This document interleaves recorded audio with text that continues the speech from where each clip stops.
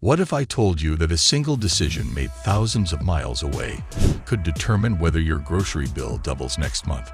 Or that wars, droughts, and corporate greed are silently draining your wallet every time you shop for food? This isn't just inflation. It's a global crisis disguised as rising prices. And the worst part, most people have no idea what's really driving it all. Across the United States, families are feeling the pinch. Eggs that once cost $2 now go for $5. A cart of basic groceries can easily top $300. It's more than just inflation. It's sticker shock with no end in sight. But while everyday Americans struggle to stretch their paychecks, a far more complex and unsettling story lies beneath the surface. This isn't just about supply and demand.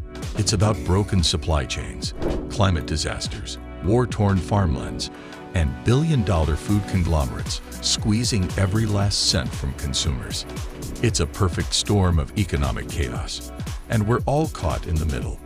In this video, we'll unpack how this crisis began, who's benefiting from it, and why the future of affordable food in America may be in serious danger.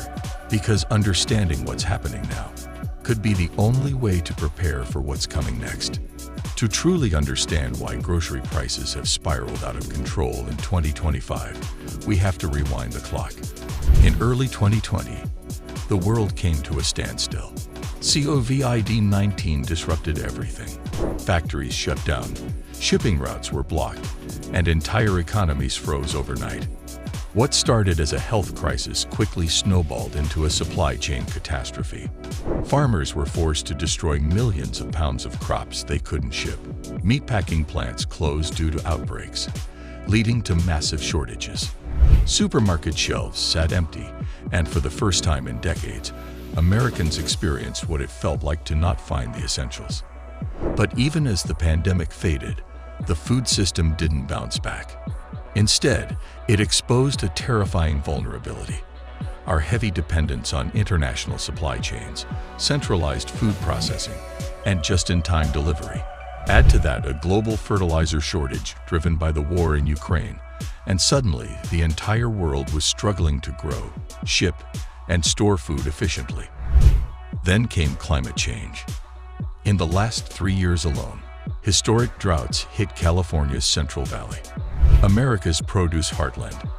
While floods devastated the Midwest's grain belt, crops failed, water sources dried up, and insurance companies began pulling out, calling these regions too risky to insure.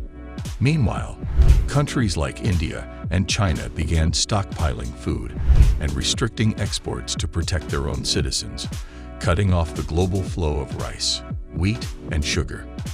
That created panic in the global food market, spiking prices even higher. But while millions suffered, multinational corporations thrived. Companies like Tyson, Nestle, and Kroger posted record profits. They blamed external factors, but investigative reports later revealed price hikes far beyond cost increases, padding their margins while customers were forced to cut meals or skip them entirely. And this is where the system broke. A fragile food economy, pushed past its limits by global chaos and corporate exploitation, left millions of Americans trapped in a cycle of rising prices and shrinking options. Today, we're not just paying more. We're paying the price for decades of systemic neglect, dependence, and profit-driven decisions that ignored the warning signs until it was too late. It's not just about higher prices. It's about what those prices represent. Every trip to the grocery store is now a reminder that something fundamental has changed. And the deeper you look, the more disturbing it becomes. Take the case of Mary Johnson, a single mother from Ohio. Just 2 years ago, she could feed her 2 kids healthy meals on a tight budget. Today, she skips dinner twice a week so her children can eat. Her story isn't unique. According to Feeding America, over 44 million people in the U.S. now face food insecurity, a number not seen since the Great Recession. But if there's so much hardship, why are corporate profits soaring? Between 2020 and 2024, the top 4 meatpacking companies increased their profit margins by over 300%, according to a report by the White House. Grocery chains used inflation as a blanket excuse to raise prices, often outpacing the actual costs of goods. In other words, they weren't just keeping up, they were cashing in. Then there's the role of speculation. Commodity traders on Wall Street are betting on food futures like poker chips. When they sense instability, be it from a heatwave in Argentina or political unrest in Africa, they drive up prices globally, even if those events have no immediate impact on your local store. And we haven't even talked about land. Billionaires and foreign investors are quietly buying up farmland across the U.S., not to farm it, but to hold it as a future asset. Bill Gates is now the largest private farmland owner in America. As land ownership consolidates, small farmers are being squeezed out, giving giant agribusinesses more control over what we eat and how much we pay for it. Meanwhile, government aid programs like SNAP, food stamps, haven't kept up. Adjusted for inflation, benefits today buy less food than they did a decade ago. Families are falling through the cracks. Too rich to qualify for help, too poor to afford food. All of this points to a bigger truth. The system isn't broken. It's working exactly as designed for those at the top. And unless something changes, we may be watching the slow collapse of food affordability in real time. The breaking point came quietly, but it hit hard. In March 2025, for the first time in U.S. history, food banks across multiple major cities, including Los Angeles, Chicago, and Houston, ran out of food. Lines wrapped around blocks, only to end in tears and empty boxes. Volunteers, overwhelmed and understocked, turned away thousands. News outlets captured raw footage of mothers sobbing in parking lots, children holding onto empty grocery bags. This wasn't just a glitch in the system. It was a warning flare.